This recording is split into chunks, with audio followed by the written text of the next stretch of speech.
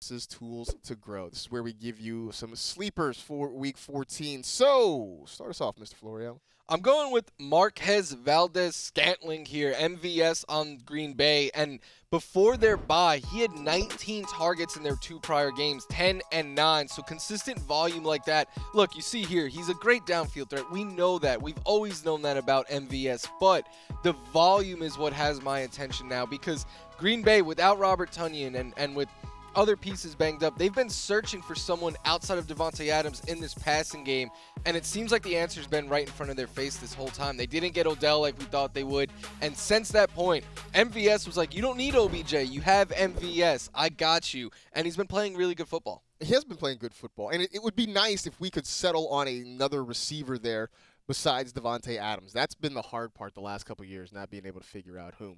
I got Clyde Edwards-Helaire, and last year we talked about this. Last year, CEH was sort of a victim of our high expectations.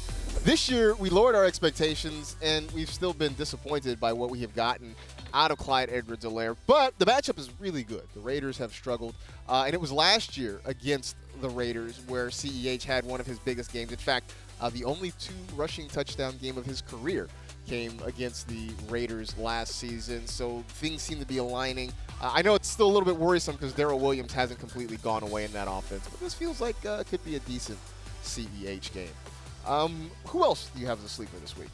Amir Abdullah. Yeah. And this is going a little bit deeper, I know. And he has been utilized more when Christian McCaffrey was healthy. He was like the primary backup. He was getting pass game usage over Chuba Hubbard. I still think Chuba Hubbard, though, is going to be the lead back, but I think we see a combination of the 2 of them. We could see Abdullah used in the passing game. And when the Panthers fired their OC this week, they were like, listen, we want to run the ball more. We want to run the ball 30 to 35 times a game.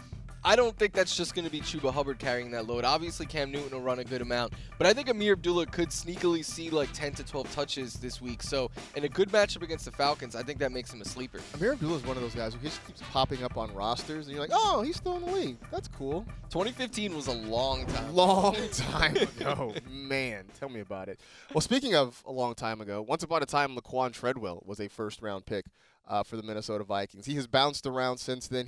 This is his 3rd team in 3 years, that team being the Jacksonville Jaguars, but he has some sleeper potential this week because for whatever reason, the Jaguars don't like throwing to Marvin Jones and or Laviska Shenault. They keep trying to find another option, whether it's Jamal Agnew. Now it's Laquan Treadwell. He's led this team in targets in back-to-back games and has a very good matchup. I talked about Trevor Lawrence as a sleeper this week. So is Laquan Treadwell because he seems to be getting a lot of that volume in the passing game. So this could be another week. We're riding the wave. This was a thing we thought was going to happen like in 2015, 2016 whenever he was drafted. But, sometimes you have to wait for guys to develop, apparently. Abdullah and Treadwell are kind of the pointing Spider-Man gif combined with, like, the Undertaker, like, popping out of the casket gif. Like, if you could merge those 2 things, that's what these 2 play. That's what Amir Abdullah and Laquan Treadwell are. Never thought we'd be talking about them in the year of our fantasy football lore 2021.